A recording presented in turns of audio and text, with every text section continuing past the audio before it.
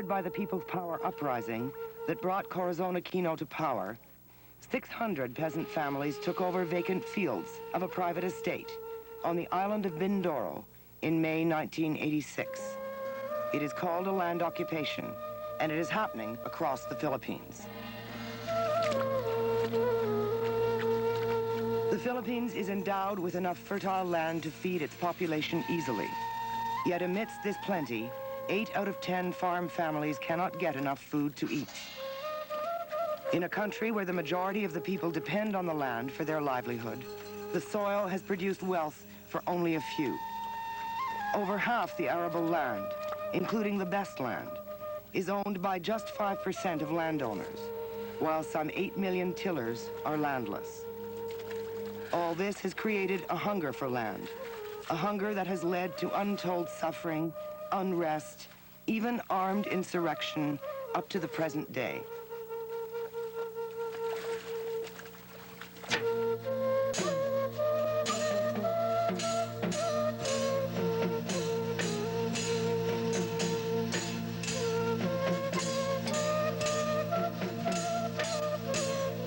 The land occupation was organized by the Philippine Peasant Movement, known as KMP.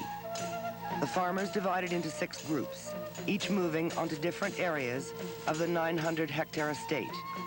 They immediately set to work building shelters and a community center. The farmers then petitioned the government to grant them title to the land they had occupied and begun to cultivate. Their hopes had been raised by President Aquino's promise to distribute idle and abandoned lands to landless peasants. They came from the villages nearby the Aquafil estate. Most are farm workers who earn less than $2 a day.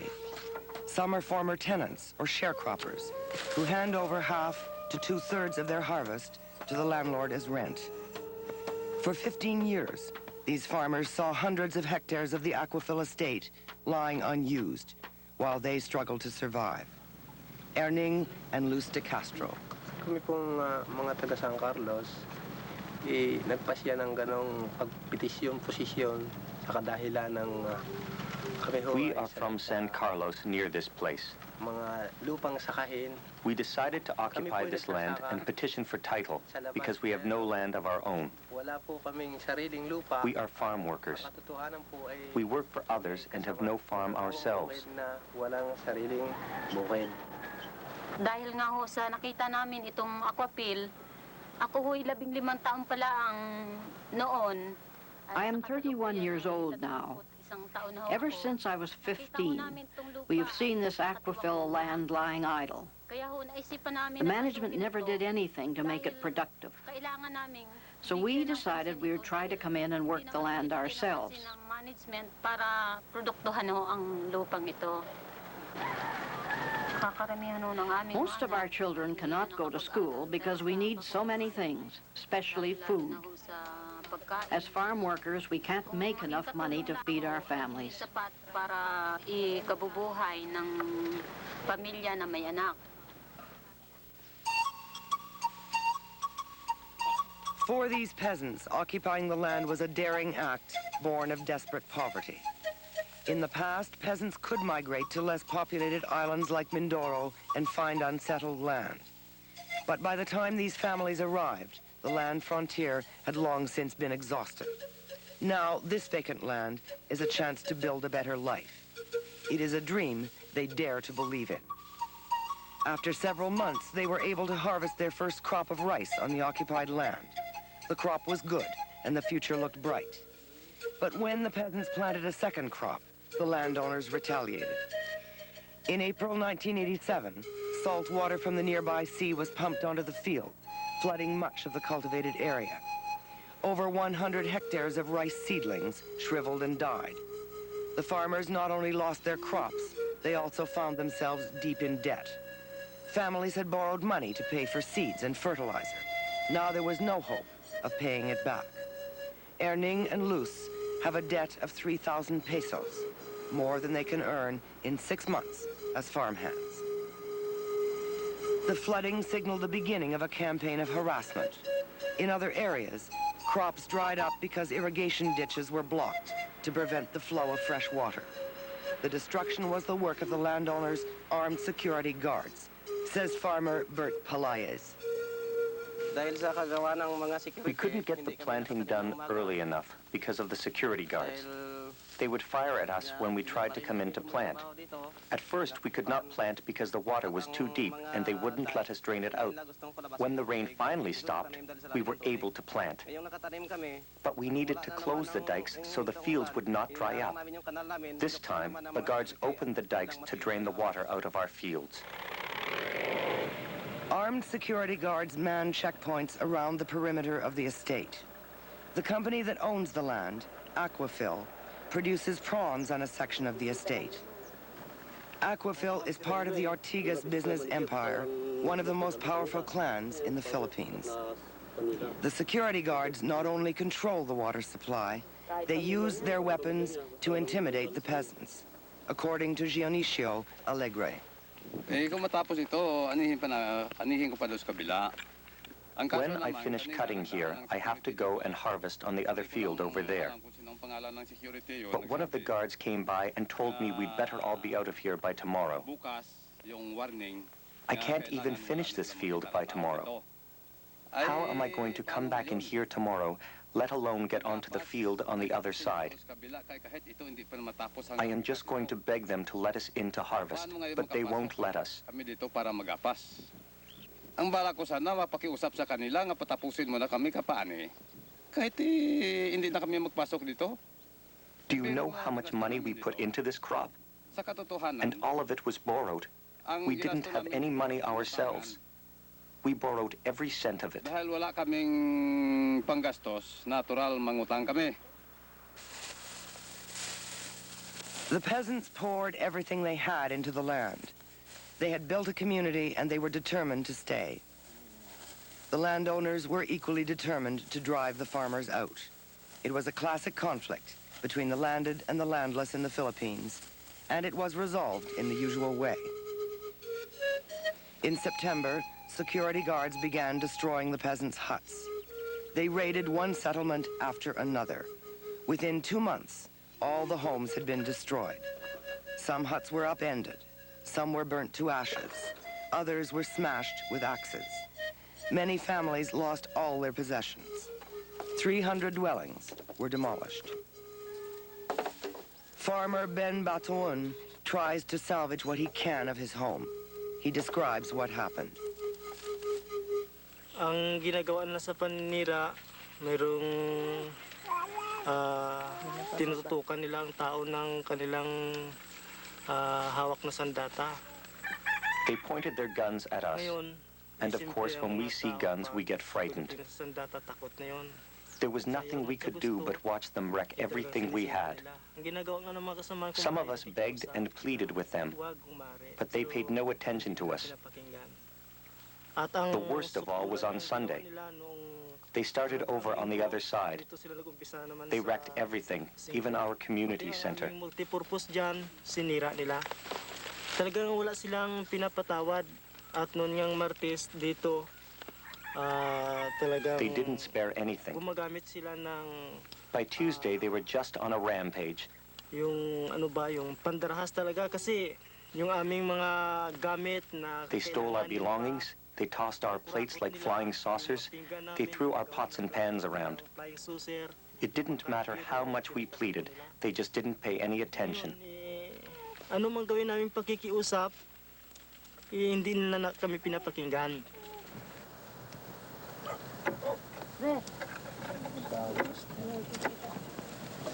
At one community after another, the story is the same. The only thing left standing at the home of the Bartolo family is the wooden bed. The security guards swept through this settlement yesterday. No house was spared. The peasants are in a state of shock. It's been so hard from the very beginning. For 7 months, our children put up with the rain, the damp, the heat, and the storms. But those big mouths don't care about all that. Everything that's happened to us, it's just been so sad.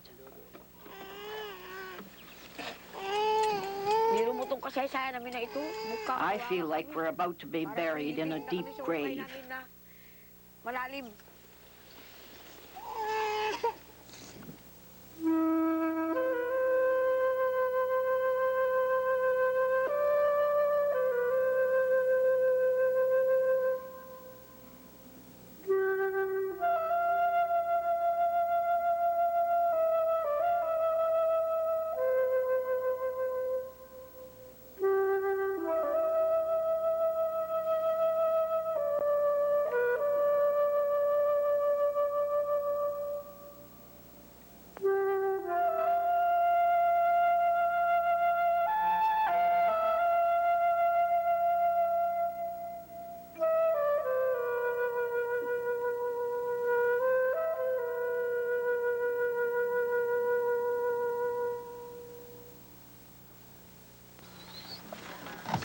The violence further escalated when one farmer went searching for his water buffalo, or carabao.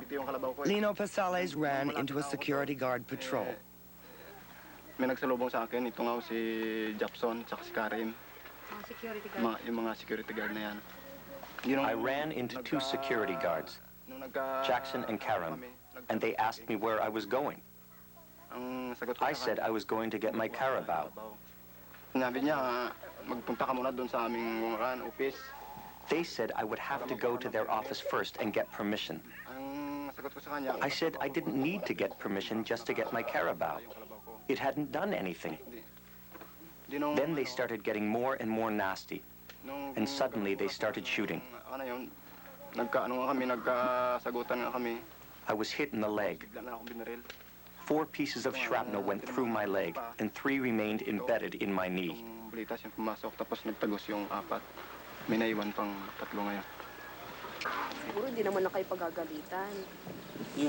landowners tell a completely different story. Management of the Aquafil estate denies that company security guards have in any way been involved in harassing the peasants. A fact-finding mission of human rights advocates and journalists from Manila was able to interview the Aquafil manager, engineer Modesto Manahan. The manager was asked if his security guards were responsible for the shooting of farmer Lino Pesales. I do not know, and there is no report by the security. We have to know it if it's really true. As far as you're concerned, there was no shooting by your guards against any farmers? No. Are the huts still standing on the Aquafil land? No, not now. Who tore them down? They did. Who are they? The farmers, the same ones who built them. The ones who destroyed their houses. Why would they do that, sir? I don't know. But they pulled them down. Do you know that the security guards of your company had anything to do with the destruction? According to the farmers that occupied the land, they agree that there was some area being used, but they say that much of the land has been idle for many years. Could you comment on that? No, it's not idle. It's all pens around. We put barbed wire on every area we have. And when they enter, they remove all our barbed wires and fence. But that does not mean that the land is not idle. It can be fenced out, but it can still be not in production. No, we are putting bangus also on every, That's why I told you that we cannot develop all the 890 hectares at the same time. We are continuing developing. Crispolo Bartolo and other farmers tried to get assistance from the provincial governor.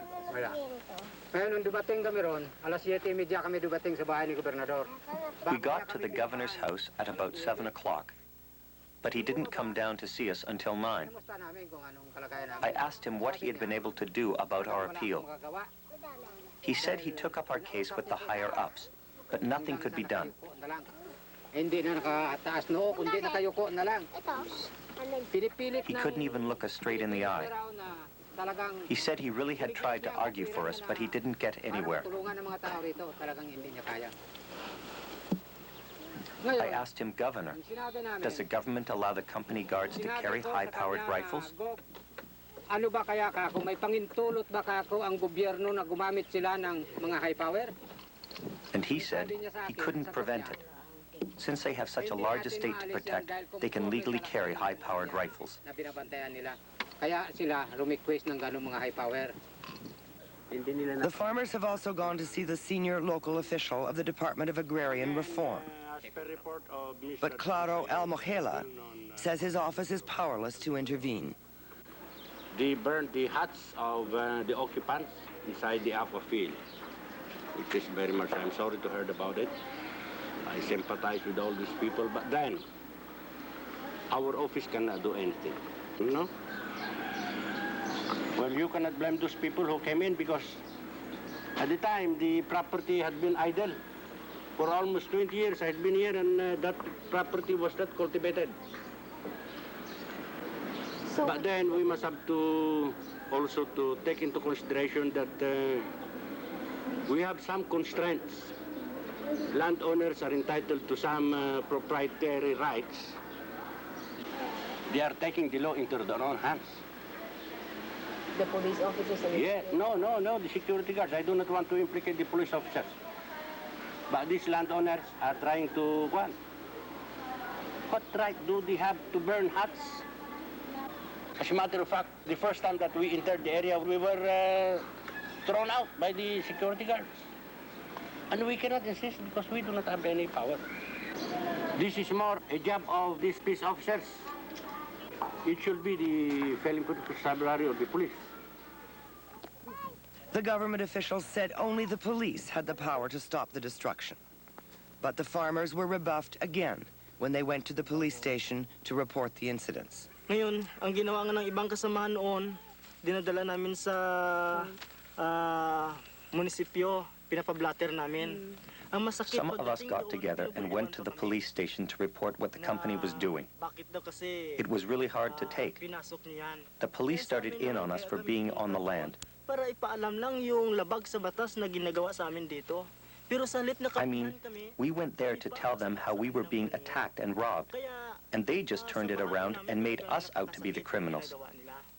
We were really upset. You can't blame us for saying we haven't got any confidence in the law anymore. It seems to us the law is just working for the rich. Ang batas na nakikita namin sa kasalukuyan, batas lamang para sa mga mayayaman.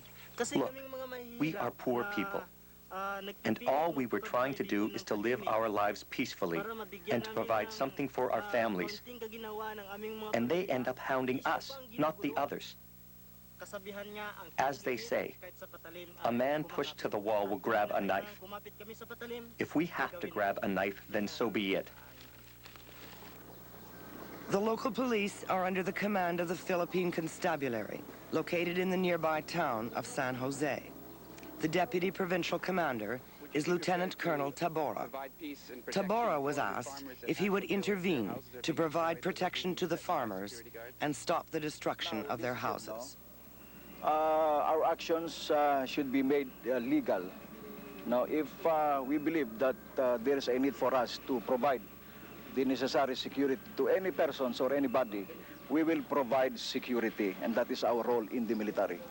Have you provided it, have you had any cause to help the farmers who had their houses destroyed in the area or have been wounded, for example, in some incidents? I believe we have provided both parties the necessary protection. We will not side anybody for as long as what their deeds or what they're doing is legal. We will not interfere. We will not make any action. Our views there are their claims or their demands are illegal because, as we believe, this aquafield is owned by a private persons or a private corporations, and they're in entering that area, without the consent of the owners, we believe that such action is illegal. What about the farmers themselves? You mentioned something about them not being legitimately landless, or you think they're there for other reasons? as I have said a while ago, these farmers have their own lands, aside from what they are claiming or what they are trying to occupy. And they even utilize that for business purposes. Simon Sagnip is the provincial leader of the Philippine Peasant Movement, KMP. He strongly denies Colonel Tabora's charge that the peasants at Aquafil are professional squatters who already own land. It's nonsense to say that they're professional squatters. Those farmers never owned any land in their lives. The only reason they occupied the land was because they were so poor and so hungry. And to think that land has been sitting there idle at least since 1975. A medical relief team has arrived from Manila. Community health groups have responded to a distress call from the KMP to help the Aquafil farmers after the loss of their homes and belongings. The medical team examined 146 patients in 2 days. They found high levels of intestinal parasites, diarrhea, skin diseases, and malnutrition among the children. Among the adults, they treated respiratory tract infections, tuberculosis, and hypertension. These are the diseases of poverty. For some of the peasants, it is the first medical treatment they have ever received. 18, 20, 20. One final tragedy struck the peasants. One of the leaders of the land occupation, Roger Pasales, was killed. The circumstances of his death are a matter of dispute. But only months before his death, Roger had spoken of the dangers the farmers faced. Remember, we're facing death every day. The goons are watching us all the time. We have to be alert. We have to use good tactics, but that's not enough. We have to have very strong unity. The military claims Roger Pasales was a member of the outlawed guerrilla insurgency, the New People's Army, and that he was killed in a battle with government troops. He was with a group of Mr. Edison Coronado alias Kapit, Lucas, Max Obet, and with Hernani Jacinto alias Kaoka. We were able to recover one U.S. carbine caliber M1 with short magazine loaded with 4 rounds of ammunition, and one homemade pistolized shotgun, and one in caliber 22 revolver at the encounter site. Are you saying this was an encounter? Yes. What kind of an encounter? With who?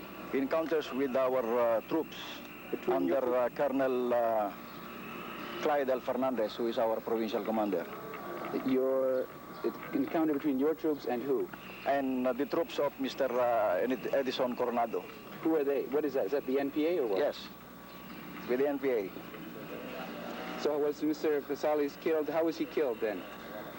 He was killed by bullets by our government troops. The Pasales family do not accept the military account of Roger's death. They say his body showed signs of torture. Roger's mother says her son was just a farmer. Ang ginagawa ni Roger dito, siya lang kasi inaasahan namin sa aming bukid, siyang nagasaka. Roger was the breadwinner for our family. We all depended on him. He did all the farm work, and when that was done, he would go to Central to thresh. Sunod nang umuwi siya dito, yun nga, nung pista ng patay, dan umuwi dito. The last time he came home was on All Saints' Day. I asked him to go to town to buy some rope. He said he would catch a ride there and back to make the trip faster so that he could get back to Central to the threshing. Punta naman siya ulit doon sa ginatresiran niya baga. But he never came back. Then we started looking for him. Hinanap na namin. Kinabukasan, may balita kami may nahuli na 2 sa Paklolo. Bago dinala daw sa barracks. The next day we heard that 2 people had been arrested and were in the barracks in Paclolo. Pinapunta ko, inutusan ko yung kapatid niyang babae. So I asked Roger's sister, Celia, and my niece, Evelinda Amar, to go to the barracks to inquire.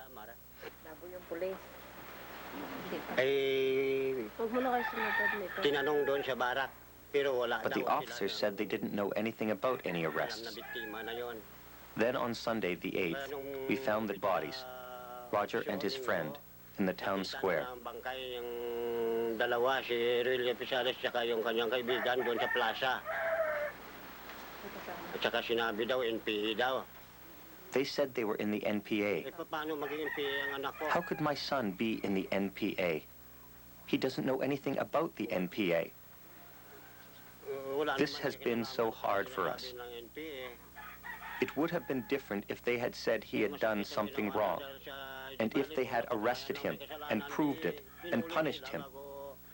But it wasn't anything like that at all. We were especially grieved because the doctor didn't make any mention in the medical report of all the other marks on his body. Lastro ng anak ko, wala nakalagay sa medical certificate. He wrote down the gunshot wounds, but he did not include the marks inflicted by sharp objects. He didn't report that the fingernails had been pulled out and that a finger was cut off. I am asking help to get justice for the death of my boy.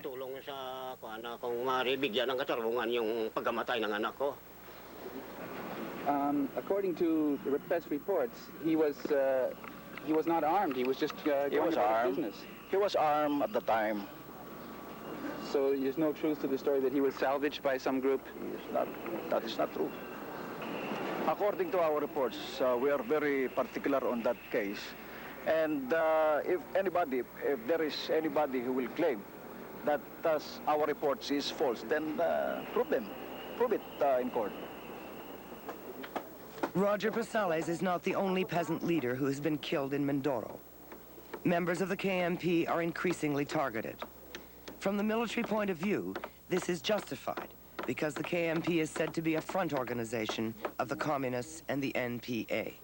The KMP is, as far as the military view is concerned, is infiltrated by the Red Communist group. Although there are some members who are not really a communist leanings, but this group was infiltrated by red-leaning groups, like the NPAs or the communist terrorists. Yan ang pangkaraniwang sinasabi ng military at ng gobyerno. This is the line the military and the government use all the time.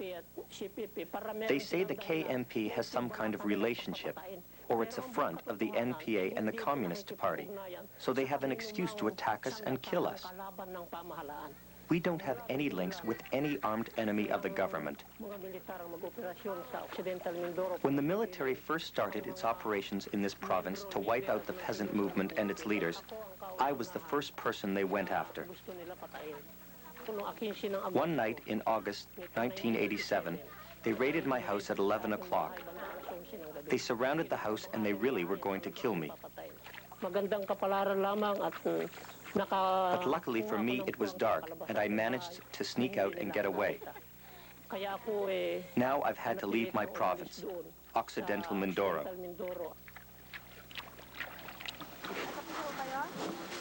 Mula noong mapaalis nila ang mga magsasaka sa pamamagitan ng matinding In the end, by using brute force, they pushed the peasants out of Aquafil. Ng mga magbubukid, ang iba'y nakapalibot do sa lupa ng Aquafil na wala nang inaasahan. Today, the people are back to living in the area around the estate, but they haven't much hope. They're surviving on whatever odd jobs they can find. An emergency relief mission distributes rice and canned goods. For the moment, the families are staying with relatives.